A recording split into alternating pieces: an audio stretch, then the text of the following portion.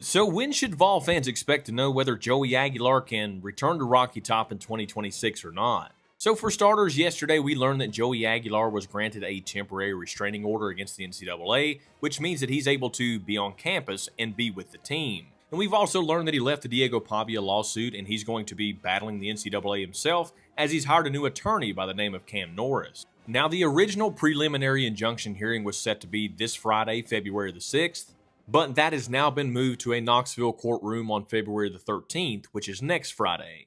But for those who may not know, the judge that's going to be in charge of ultimately making the decision whether Joey can return to Knoxville next year or not is a two-time Tennessee graduate by the name of Christopher Hagerty. Now, Tennessee head football coach Josh Heupel weighed in today on how he feels about the whole process with Joey Aguilar and the NCAA.